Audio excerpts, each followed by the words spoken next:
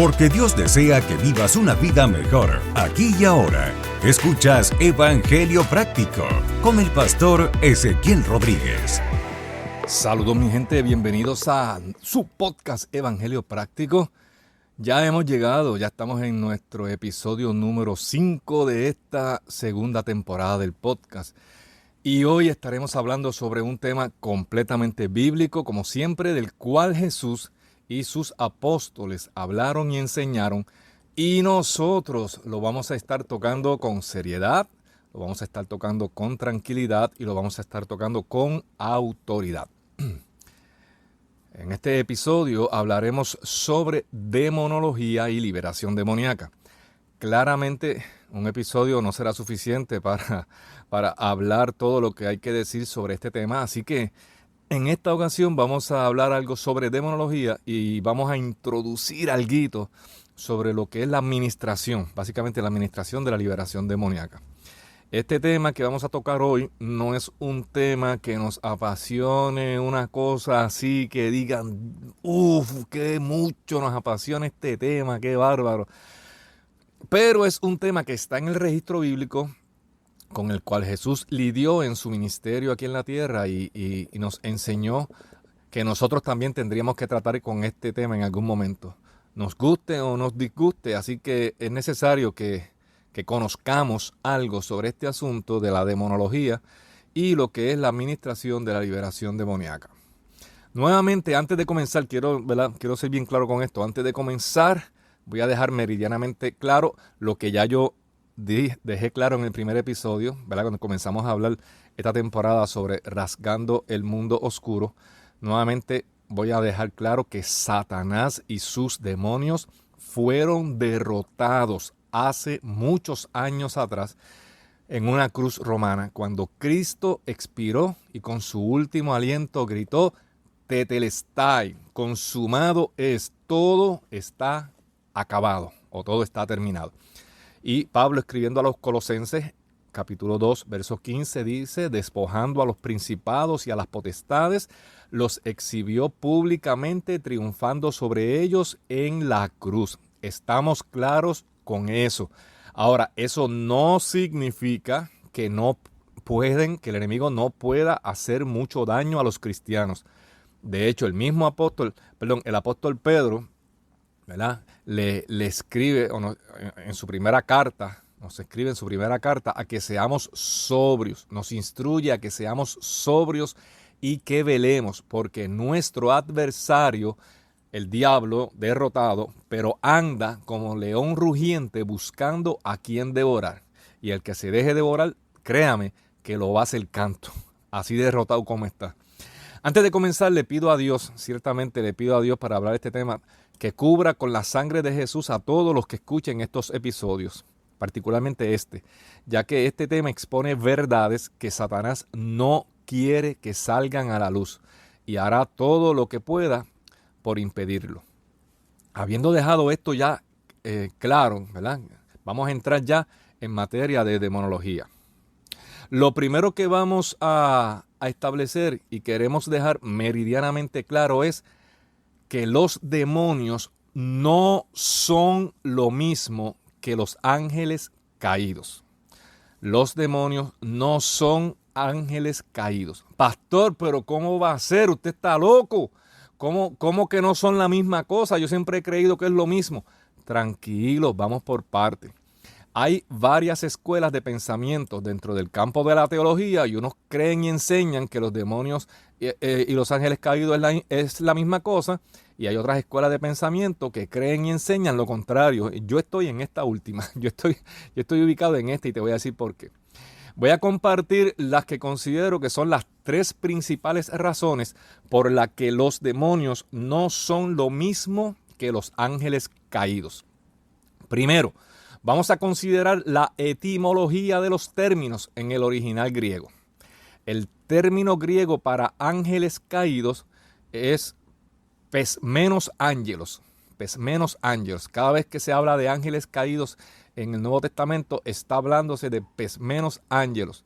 Y este término es el mismo que se utiliza en Apocalipsis 12:7, por ejemplo, cuando dice, después hubo una gran batalla en el cielo Miguel y sus ángeles luchaban contra el dragón y luchaban el dragón y sus ángeles. Y también es el mismo término que se utiliza en 2 de Pedro 2:2, donde dice que si Dios no, en 2 de Pedro 2:4, donde dice que si Dios no perdonó a los ángeles que pecaron, sino que arrojándolos al infierno los entregó a prisiones de oscuridad para ser reservados al juicio. Ese es pesmenos ángelos, ángeles caídos. Cuando vamos a la etimología del término demonio en griego, o demonios, se pronuncia démonas o demonias. Y es el mismo término que se utiliza, por ejemplo, en Santiago 2:19, donde dice, tú crees que Dios es uno, bien haces. También los demonios creen y tiemblan. Y también es el mismo término que se utiliza en Lucas 8:27, donde dice, al llegar él a tierra, vino a su encuentro un hombre de la ciudad endemoniado desde hacía mucho tiempo, y no vestía ropa ni moraba en casa, sino en los sepulcros. O sea, estos dos términos no son intercambiables. Nunca uno sustituye al otro. Son cosas distintas. Esa es la primera razón. La segunda razón, vamos a considerar sus manifestaciones en el plano físico, de acuerdo a la Biblia, de acuerdo al registro bíblico. Mire esto, es un atributo de Dios y de los ángeles el personificarse. ¿Qué quiere decir eso? Es decir, que los ángeles se pueden personificar. Pastor, ¿pero qué es eso de que los ángeles se pueden personificar? Que los ángeles pueden tomar forma de ser humano, de seres humanos, sentarse al lado suyo y usted no saber que está sentado al lado de un ángel. Pastor, ¿pero de dónde usted sacó una barbaridad como esa? De la misma Biblia que tú tienes y que lees todos los días. Amén. Mira, en Génesis 18, vamos a ubicarnos un momento ahí. En Génesis 18 se narra la historia de 3 varones que fueron a visitar a Abraham y se encontraron con él en el encinar de Mamre. Hacho, mi gente, de verdad, mano, de verdad que van a tener que leer ese capítulo 18 de Génesis por ustedes mismos allá, pero van a tener que leerlo para poder visualizar y entender lo que voy a tratar de decir. En este podcast yo no puedo leer todo ese capítulo, pero voy a tratar de resumirlo lo más importante, las cosas más importantes, voy a tratar de resumirlo bastante. Estos 3 varones que aparecieron de la nada, justo al lado de Abraham, 2 de ellos eran ángeles, pero uno era Dios mismo, en lo que se conoce como una teofanía o una preencarnación de Dios.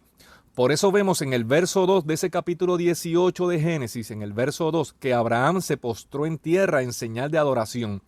En el verso 3, Abraham llama Señor a uno de los 3 varones. En el verso 5, ese Señor aceptó la adoración de Abraham y no lo reprendió, como sucedió, por ejemplo, con Juan cuando tuvo la visión del Apocalipsis. Mira lo que le pasó a Juan cuando se inclinó a adorar a un ángel en su visión en Apocalipsis capítulo 19, versículos 9 y 10. Mira lo que dice. Y el ángel me dijo, escribe, bienaventurados los que son llamados a la cena de las bodas del Cordero. Y me dijo, estas son palabras verdaderas de Dios. Yo me postré a sus pies para adorarle. Y él me dijo, mira, no lo hagas. Yo soy consiervo tuyo y de tus hermanos que retienen el testimonio de Jesús. Adora a Dios, porque el testimonio de Jesús es el espíritu de la profecía. ¿Notaste eso? Los ángeles nunca no aceptan adoración. Los ángeles no aceptan adoración. Sin embargo, ese varón a quien Abraham llamó Señor, sí la aceptó. En el verso 13 de Génesis 18 dice, entonces Jehová dijo a Abraham, ¿por qué se ha reído Sara diciendo, será cierto que he de dar a luz siendo ya vieja? Fíjese que uno de los 3 varones, ahí dice que era Jehová mismo. ¿Okay? Dice ahí que era Jehová mismo, por eso te dije que era una teofanía. En el verso 16 de ese capítulo 18, verso 16 dice, y los varones, los 3 varones, se levantaron de allí y miraron hacia Sodoma, y Abraham iba con ellos acompañándolos. Y el verso 33 de ese capítulo 18, que es el último versículo de ese capítulo 18, el verso 33 dice, y Jehová se fue, luego que acabó de hablar a Abraham, y Abraham volvió a su lugar. Ahora fíjese lo que sucede en el capítulo 19, en el verso 1, en el primer verso del capítulo 19 de Génesis. Llegaron pues los dos ángeles a Sodoma a la caída de la tarde. Ahí dice que llegaron los dos ángeles a Sodoma, pero y no eran tres varones. No eran tres los que estaban. ¿Qué pasó con el tercero? Pues como ya vimos en el último versículo del capítulo anterior, del capítulo 18, ese tercer varón que era Jehová en una preencarnación, dice, Jehová se fue de allí. Por eso ahora vemos solamente dos ángeles llegaron a Sodoma. Y estos ángeles estaban personificados, o sea, estaban en forma de seres humanos. Mala mía, mi gente, de verdad, pero vamos a tener que leer. Este episodio va a ser un poquito largo, pero es que tenemos que leer y hacer las cosas como Dios manda, explicar las cosas bien explicadas. Vamos a tener que leer la siguiente porción para poder entender esto mucho mejor. Mire lo que dice ese capítulo 19 de Génesis, el verso 2 al 5. Aquí está hablando, quiero que sepan que aquí está hablando Lot a los dos varones que fueron a visitarlo a Sodoma. Este que va a hablar es Lot, y se está dirigiendo a los dos varones que fueron a visitarlo a Sodoma. Señores míos, dijo él, vengan a mi casa para lavarse los pies y sean mis huéspedes esta noche. Entonces mañana podrán levantarse temprano y seguir su camino. Oh no, respondieron ellos, pasaremos la noche aquí en la plaza de la ciudad. Pero Lot insistió y finalmente ellos fueron con él a su casa. Lot preparó un banquete para ellos con pan sin levadura recién horneado, y ellos comieron, pero antes de que se fueran a dormir, todos los hombres de Sodoma, tanto jóvenes como mayores, llegaron de todas partes de la ciudad y rodearon la casa y le gritaron a Lot, ¿dónde están los hombres que llegaron para pasar la noche contigo? Haz que salgan para que podamos tener sexo con ellos. ¡Ay, Señor amado! 3 puntos que voy a destacar rapidito. Lot les ofreció su casa para que se lavaran los pies. Por lo tanto, tenían pies de hombres y estaban sucios, porque si no le hubiese ofrecido lavárselo. Es decir, que estos ángeles tenían pies de hombres. Lot les preparó comida y ellos comieron como comen los seres humanos. Y los hombres de Sodoma sintieron apetito sexual, deseo sexual, lascivia, y querían tener relaciones sexuales con aquellos hombres.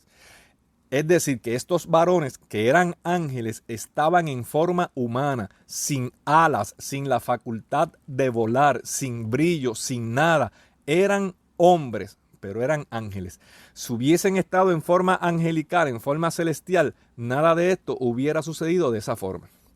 Por último, en Hebreos 13, verso 2 dice, no os olvidéis de la hospitalidad, porque por ella algunos, sin saberlo, hospedaron ángeles. Esto significa literalmente que probablemente muchos hemos sido ayudados, muchos hemos sido socorridos en algún momento de nuestras vidas por ángeles en forma humana y nunca nos hemos enterado. Todo lo anterior nos da suficiente evidencia de que los ángeles pueden personificarse, o sea que pueden tomar forma humana, y lo más importante de esto es que no necesitan cuerpos humanos para poder manifestarse en el plano físico, contrario a los demonios que sí los necesitan, como veremos a continuación. Tercera y última razón que voy a dar. Muchos piensan que los demonios son la tercera parte de los ángeles que fueron expulsados del cielo junto a Satanás cuando estos se rebelaron contra Dios en Apocalipsis 12:4, donde dice, y su cola arrastraba la tercera parte de las estrellas del cielo. Esta tercera parte de ángeles que cayeron con Satanás, la inmensa mayoría de ellos se encuentran encerrados en un lugar que se conoce como el pozo del abismo. Miren lo que dice 2 de Pedro, capítulo 2, verso 4. Porque si Dios no perdonó a los ángeles que pecaron, o sea, la tercera parte de ángeles, si Dios no perdonó a los ángeles que pecaron, sino que arrojándolos al infierno, los entregó a prisiones de oscuridad para ser reservados al juicio. Ahí dice que los ángeles que pecaron fueron encerrados en prisiones de oscuridad, reservados para el juicio. El día del juicio aún no ha llegado, así que esos ángeles caídos todavía siguen en prisiones de oscuridad, o lo que Juan llama pozo del abismo en Apocalipsis 9, que después usted lo lee en su casa tranquilo, Apocalipsis 9.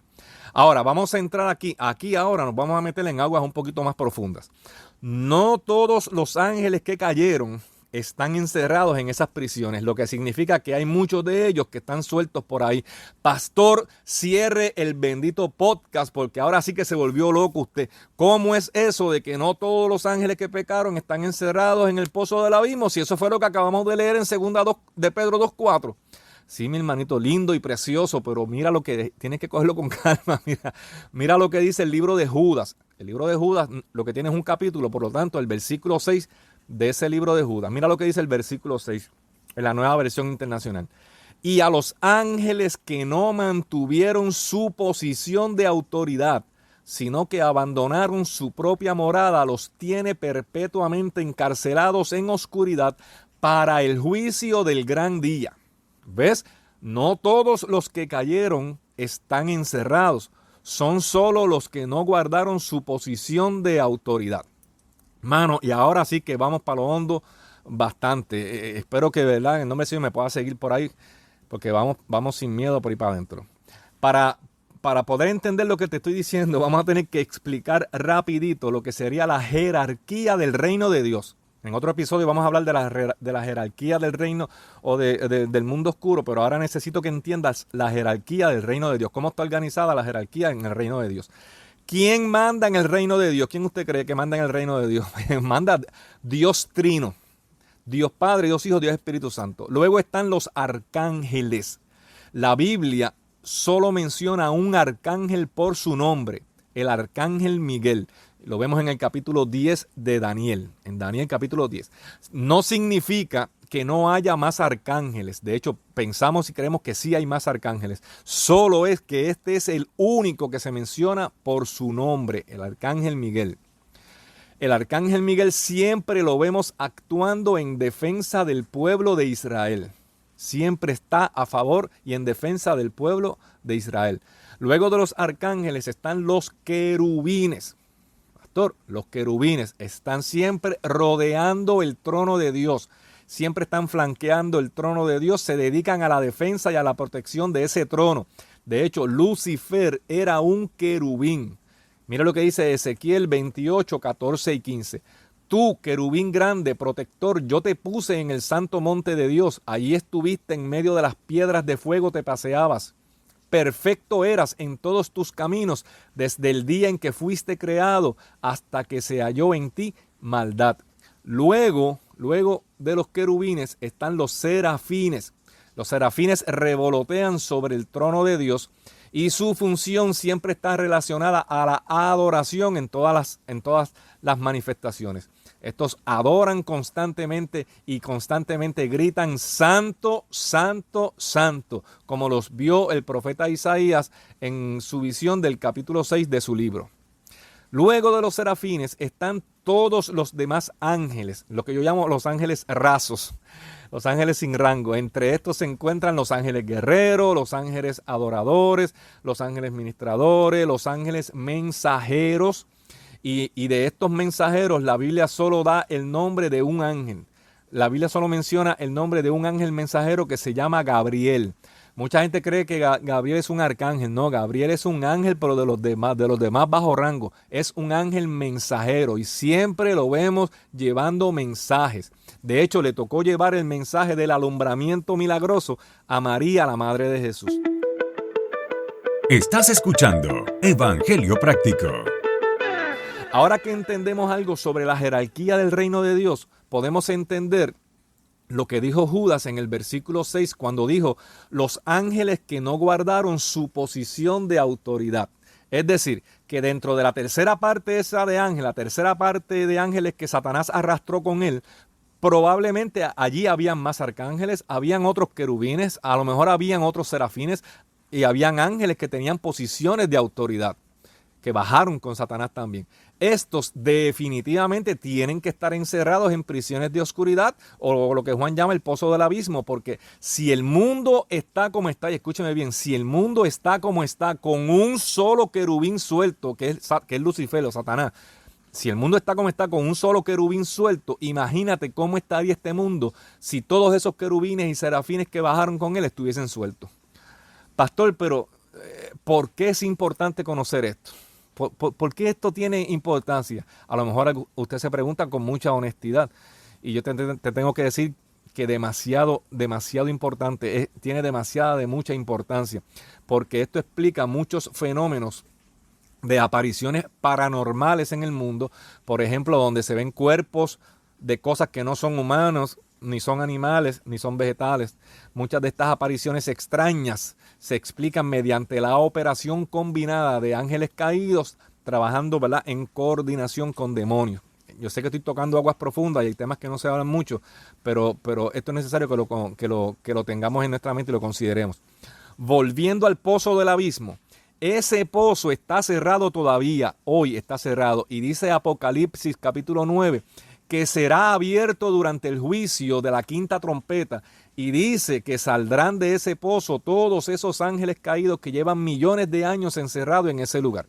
Y mira lo que ve Juan cuando se abre ese pozo y sale todos esos millones de pichones por ahí para abajo. En Apocalipsis 9, versos 10 al 11.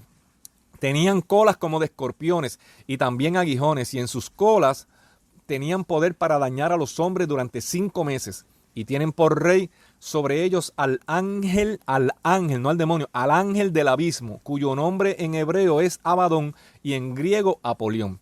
Ahora vamos a hablar un poco sobre los demonios. Ya hablamos de los ángeles caídos, vamos a hablar un poco sobre los demonios. Sabemos algunas cosas sobre los demonios, pero hay otras cosas que desconocemos porque Dios hizo silencio sobre ese particular. Y donde Dios hizo silencio es mejor que nosotros lo dejemos así.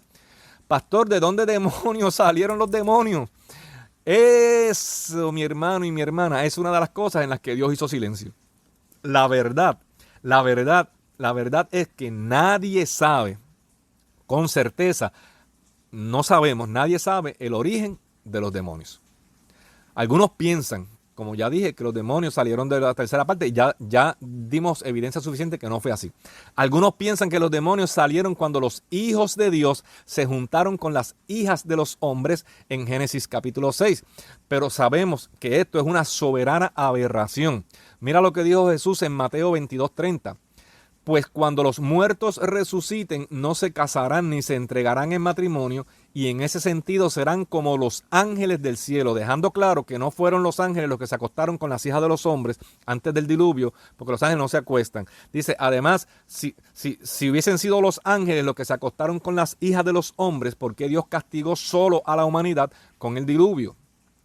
Entonces tenemos que concluir que hay muchas teorías sobre el origen de los demonios, pero sigue siendo solo eso, teorías. La verdad es que nadie sabe de dónde demonios salieron los demonios. Pero eso no es tan importante y de hecho no nos impide conocer muchas otras cosas sobre los demonios. Sabemos que son espíritus malignos que trabajan al servicio de Satanás. Sabemos que son muchísimos, son millones y millones y millones.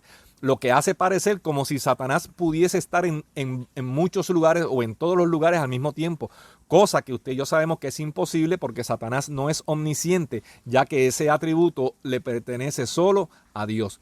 Una de las cosas más importantes que sabemos sobre los demonios es que no pueden personificarse, es decir, no pueden tomar forma humana, contrario a los ángeles, y a Satanás, que sí puede. Satanás sí puede. Recuerden que Satanás es un ángel caído y la personificación es un atributo de todos los ángeles, incluyendo los caídos. Por eso también Satanás pudiera tomar la forma de un ser humano, sentarse al lado suyo y usted no sabe que está sentado al lado de Satanás. Los demonios necesitan cuerpos humanos. Escuche bien, los demonios necesitan cuerpos humanos o de animales para manifestarse en el plano físico. Tenemos que recordar que ahora mismo, mientras la iglesia está en la tierra, Satanás y sus demonios no pueden estar físicamente en la tierra. Se no pueden establecer su centro de dominio todavía en la tierra físicamente, porque la luz y las tinieblas no pueden estar en el mismo espacio físico. Eso violaría todos los principios espirituales y todas las leyes de física. La luz no puede estar en el mismo cuarto donde está la oscuridad. Como dice Efesios 2:2, Satanás es el príncipe de la potestad del aire. O sea, que el dominio satánico y demoníaco hoy en día es ejercido desde los aires hacia la tierra. Una vez la iglesia sea levantada de la tierra y llevada al cielo, entonces, mire lo que explica Apocalipsis 12:12. Por lo cual alegraos cielos y los que moráis en ellos. Ay de los moradores de la tierra y del mar, porque el diablo ha descendido a vosotros con gran ira, sabiendo que tiene poco tiempo. Es decir, que una vez que la iglesia suba al cielo, la cosa se va a complicar mucho con demasiado aquí en la tierra. Pues ya el dominio de Satanás y sus demonios será directo en la tierra, sin que haya iglesia en el medio que lo impida. Retomando el asunto de que los demonios necesitan cuerpos de humanos o de animales para manifestarse en el plano físico, vemos un ejemplo de esto en el caso del endemoniado gadareno, o sea, el endemoniado de la ciudad de Gadara. Mire lo que dice Lucas capítulo 8, versos 26 al 33. Pastor, ¿va a seguir leyendo? Sí, mana, de verdad que tengo que seguir leyendo, mi hermanito. Verso 26 del capítulo 8 de Lucas. Y arribaron a la tierra de los Gadarenos, que está en la ribera opuesta a Galilea. Al llegar él a tierra, vino a su encuentro un hombre de la ciudad endemoniado desde hacía mucho tiempo, y no vestía ropa ni moraba en casa, sino en los sepulcros. Este, al ver a Jesús, lanzó un gran grito y postrándose a sus pies, exclamó a gran voz: ¿Qué tienes conmigo, Jesús, Hijo del Dios Altísimo? Te ruego que no me atormentes, porque mandaba al espíritu inmundo que saliese del hombre, pues hacía mucho tiempo que se había apoderado de él, y le ataban con cadenas y grillos, pero rompiendo las cadenas era impelido por el demonio a los desiertos. Y le preguntó Jesús diciendo: ¿Cómo te llamas? Y él le dijo: Legión, porque somos muchos demonios habían entrado en aquel hombre. Y le rogaban que no los mandase ir al abismo. Había allí un hato de muchos cerdos que pasían en el monte, y le rogaron que los dejase entrar en ellos. Y les dio permiso, y los demonios salidos del hombre entraron en los cerdos, y el hato se precipitó por un despeñadero al lago y se ahogaron. Aproximadamente 6,000 demonios estaban dentro de este hombre, si tomamos en cuenta que una legión romana constaba de 6,000 soldados. Los demonios le rogaban a Jesús que no los enviara al abismo. Es decir, que los demonios reconocen la autoridad sobre ellos y quién la tiene. Le pidieron permiso a Jesús. Los demonios le pidieron permiso a Jesús para entrar dentro de un hato de cerdos que había por allí. Y los pobres cerdos se volvieron locos y locas, porque a lo mejor habían cerdas también, y se fueron por la guinda para abajo. Pastor, hable con corrección, que después no lo entienden en otros países. Tienes razón. Se fueron por el despeñadero. A través de los años me han preguntado si los demonios pueden estar en lugares u objetos inanimados, como casas o edificios. La verdad es que no hay evidencia bíblica directa, pero si estamos hablando de lugares donde se invocaba a los demonios o se practicaba lo oculto en alguna de sus manifestaciones, obviamente fueron lugares donde se abrieron puertas espirituales de maldad. Los demonios podrían manifestarse en dichos lugares porque la palabra de Dios dice que van a los lugares desiertos a buscar descanso. Recordemos que todo objeto, utensilio, joyería, artesanía, ropa, película, serie, dibujos animados, música, etcétera, dedicada a Satanás, a los demonios, a los ídolos, a los santos, todo eso abre puertas a la entrada y permite la manifestación demoníaca donde esté esa propiedad. Y eso ya lo discutimos a profundidad en el episodio número 4 de esta temporada, que se llamó Puertas Espirituales. Algo más que sabemos sobre los demonios es que trabajan extremadamente organizados. Mateo 12, 25 y 26 dice que sabiendo Jesús los pensamientos de ellos, les dijo: todo reino dividido contra sí mismo es asolado, y toda ciudad o casa dividida contra sí misma no permanecerá. Y si Satanás echa fuera a Satanás, contra sí mismo está dividido, ¿cómo pues permanecerá su reino? Aquí Jesús mismo está reconociendo que Satanás y sus demonios operan muy bien organizados. Si algo bueno pudiéramos aprender de Satanás es su persistencia y su organización. Ahora haremos una pequeña introducción. Ya hablamos de demonología, no voy a seguir hablando, ¿verdad?, sobre demonología. Vamos a hacer una pequeña introducción, que continuaremos en otro episodio, a la administración de la liberación demoníaca. Mi hermano, mi hermana, los seres humanos no fuimos diseñados para ser portadores de demonios, por lo que vivir en esta situación es contrario al propósito de Dios y es una condición lamentable. Antes de hablar de libertar endemoniados, es necesario aclarar un punto muy importante aquí. No es lo mismo endemoniado que posesión demoníaca. Pastor, pero bendito sea Dios, ¿cómo que no es lo mismo? O sea, que no es lo mismo una persona endemoniada que una persona poseída por demonio. Pastor, pero va a seguir con lo mismo. Pero ¿cómo que no es lo mismo? Si hasta ahora sí que me acabé de enredar. Vamos suavena por este tema, porque yo sé que esto no es sencillo. La posesión demoníaca es cuando él o los demonios ejercen un dominio total del ser durante un periodo de tiempo específico y la recepción de los demonios en el cuerpo del humano es voluntaria. Posesión demoníaca cuando el demonio o los demonios ejercen un dominio total del ser durante un periodo de tiempo específico y la recepción de los demonios en el cuerpo del humano es voluntaria. Ejemplo de una posesión demoníaca es una sesión con un medium. El medium, que supuestamente es la persona que canaliza los espíritus de los muertos para que usted pueda hablar con su bisabuelo que murió hace 200 años. Hay una película viejita, pero buena para explicar esto, que presenta este asunto de la posesión demoníaca de forma magistral. Esa película se llama Ghost en inglés, lo que sería Fantasma en español, con Demi Moore, Patrick Swayze y Whoopi Goldberg. Durante el tiempo que dura la canalización del espíritu del muerto, ¿verdad? Durante el tiempo que la medium está canalizando supuestamente el espíritu, si dura 1 hora, si dura 2, el tiempo que sea, ese espíritu tiene control total del ser o del medium. Y la recepción en el cuerpo del medium fue intencional. El medium quiso que el espíritu la poseyera. El medium fue intencional. La recepción, por lo tanto, es voluntaria. Imagínate si el espíritu tiene control total del ser del medium durante ese momento, que hay sesiones de mediums que están serios en esto, que no son unos charlatanes, son mediums que son serios en esto, que están en esto de verdad, que su aspecto físico cambia totalmente y adoptan el aspecto físico del muerto al que supuestamente están canalizando, imitando su voz, sus manías, sus tics nerviosos, sus gestos, su forma de caminar, etc. Eso, mis amigos, es una posesión demoníaca. Ahora, una persona endemoniada es cuando los demonios ejercen un control parcial de una o varias áreas del ser. Su duración es indefinida hasta que lo expulsen y su recepción no es voluntaria. Su recepción puede ser involuntaria. La persona no quiso estar endemoniada, pero está endemoniada.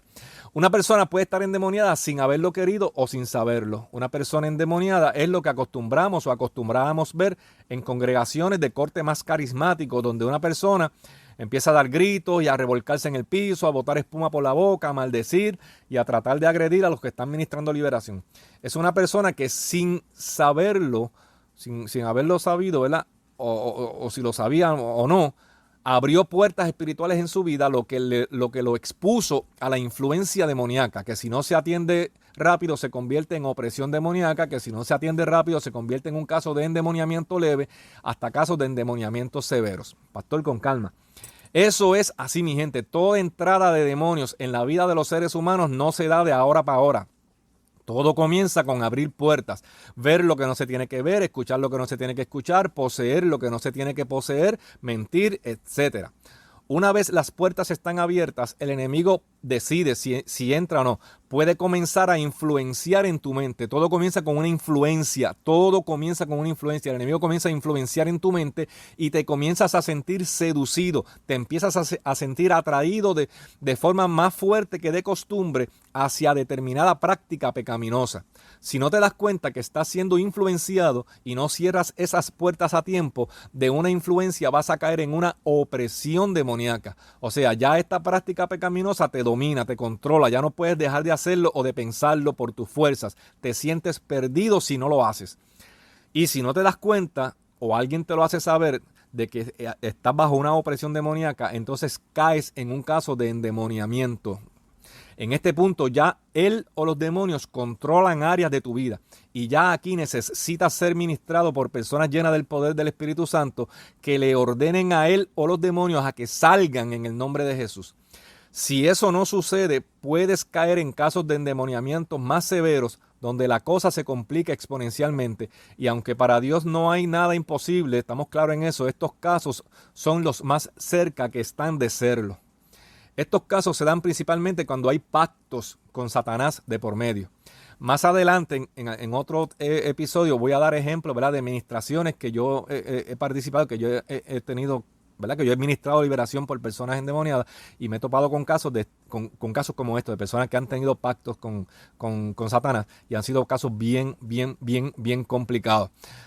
Mi gente, yo sé que el tema es denso, yo sé, ¿verdad?, que no es fácil, no se habla todos los días, pero es hermoso cuando podemos conocer verdades sobre nuestro enemigo, porque eso nos da ventaja sobre él. El enemigo desea que tú y yo no conozcamos nada de esto, nada de lo que hemos hablado hoy, pero dice la palabra que conoceremos la verdad y que de esta verdad nos hará libres. El enemigo desea que tú no conozcas, pero hoy has conocido unas verdades importantes, y oro para que esas verdades añadan entendimiento y aclaren dudas. Aprovecho para decirte que si tienes alguna pregunta de lo que hemos estado hablando, o si quieres compartir algo que te haya sucedido, puedes hacerlo en nuestro correo electrónico que aparece al final del episodio, o puedes dejar algún comentario en la casilla para los comentarios en el podcast. Dios te diseñó para que camines en las buenas obras que Él preparó de antemano para nosotros. Fueron buenas obras las que Dios preparó de antemano para nosotros. No te quites, sigue confiando, sigue creyendo, sigue declarando que tus mejores días vienen de camino. Y recuerda que Dios quiere que vivas una vida mejor aquí y ahora. Gracias por escuchar este episodio de Evangelio Práctico. Te invitamos a que te suscribas para que recibas nuevos episodios del podcast. También déjanos tus comentarios en el encasillado y escríbenos a pastoresequiel@evangeliopráctico.com. Queremos escuchar tu opinión. Evangelio Práctico, el podcast.